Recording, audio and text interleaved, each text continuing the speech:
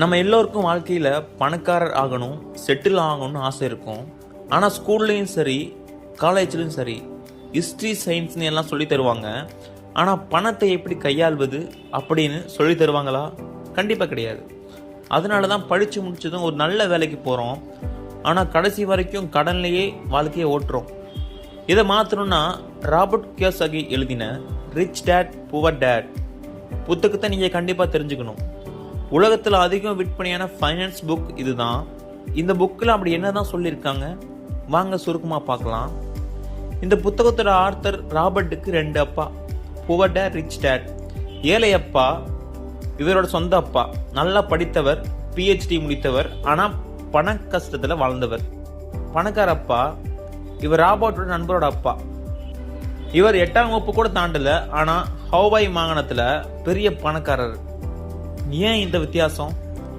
ஏழையப்பா என்ன சொல்லுவார்னா, நல்லா படி, அப்போதான் நல்ல கம்பெனியில வேலை கிடைக்கும்னு சொல்லுவார். ஆனா பணக்கார அப்பா என்ன சொல்லுவார் தெரியுமா? நல்லா படி, அப்போதான் ஒரு நல்ல கம்பெனியை நீ விலைக்கு வாங்க முடியும்னு சொல்லுவார். இவங்க 2 பேரோட சிந்தனை தான் இவங்க வாழ்க்கையை தீர்மானிச்சது. பணக்கார அப்பா சொல்லி கொடுத்த முதல் பாடம், பணக்காரங்க பணத்துக்காக வேலை செய்ய மாட்டாங்க, பணம் அவங்களுக்காக வேலை செய்யும். நம்மள பல பேர் ரேட் ரேஸ், அதாவது எலி பந்தயத்தில் ஓடிக்கிட்டு இருக்கோம். பயம் மற்றும் ஆசை காரணமா சம்பளம் வாங்குறோம், பில் கட்டுறோம், மறுபடியும் வேலைக்கு போறோம். இது ஒரு வட்டமா இருக்கு. ஆனா பணக்காரங்க அவங்க தூங்கிட்டு இருக்கும் போது கூட பணம் வளர்ந்துட்டே இருக்கும். அது எப்படின்னு அடுத்த பாயிண்ட்ல சொல்றேன். இந்த புக்கோட ஹார்ட் பீட் இதுதான். உங்களுக்கு பணக்காரம் ஆகணும்னா இந்த 2 வார்த்தைக்கு அர்த்தம் தெரியணும். அசட்ஸ், லைபிலிட்டி, சொத்து, செலவு. சிம்பிளா சொல்லணும்னா, அசெட் உங்க பாக்கெட்ல பணத்தை போடுவது. உதாரணம், வாடகை வரும் வீடு, பங்குச்சந்தை முதலீடு, தங்கம், பிசினஸ், இது போன்றது. லைபிலிட்டி உங்க பாக்கெட்ல இருந்து பணத்தை எடுப்பது. உதாரணம், car loan, credit card loan, ஆடம்பர பொருட்கள். நம்மள பல பேர் என்ன தப்பு பண்றோம்னா, ஒரு கார் வாங்கிட்டு அது சொத்துன்னு நினைக்கிறோம். ஆனா அதுக்கு பெட்ரோல் போடணும், சர்வீஸ் பண்ணணும், அதோட மதிப்பு குறைஞ்சிட்டே போகும் இல்லையா? ஸோ அது ஒரு செலவு, லைபிலிட்டி ஆகும்.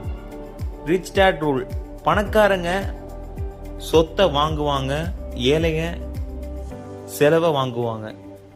நீங்க பணக்காரம் ஆகணும்னா உங்க சம்பளத்துல இருந்து முடிஞ்ச அளவு சொத்தை வாங்க ஆரம்பிக்கணும். கடைசியா ஒரு முக்கியமான விஷயம், ஏழையப்பா ஒரு பொருளை பார்த்தா இது என்னால வாங்க முடியாதுன்னு சொல்லுவாரு. அதோட அவரோட மூளை யோசிக்கிறத நிப்பாட்டிடும். ஆனா பணக்கார அப்பா இதை வாங்குறதுக்கு நான் என்ன பண்ணணும்னு யோசிப்பாரு. அப்போதான் மூளை வேலை செய்யும், புது வழிகள் பிறக்கும். ஸோ இன்னையில இருந்து என்னால முடியாதுன்னு சொல்லாதீங்க, எப்படி முடியும்னு யோசிங்க. ஸோ நண்பா, இந்த வீடியோவோட சுருக்கம் இதுதான். பணத்துக்காக ஓடாதீங்க, பணத்தை உங்களுக்காக ஓட விடுங்க. அசட்ஸ்க்கும் லைபிலிட்டிஸ்க்கும் வித்தியாசம் தெரிஞ்சுக்கோங்க. உங்கள் வருமானத்தில் சொத்தை அதிகப்படுத்துங்க. இந்த புத்தகத்தை முழுசாக படிக்கணும்னு அவசியம் இல்லை. இந்த கான்செப்டை புரிஞ்சுக்கிட்டாலே போதும், உங்கள் ஃபைனான்ஸ் லைஃப் மாறிடும். இந்த வீடியோ உங்களுக்கு பயனுள்ளதாக இருந்தால் மறக்காமல் லைக் பண்ணுங்கள், உங்கள் ஃப்ரெண்ட்ஸுக்கும் ஷேர் பண்ணுங்கள்.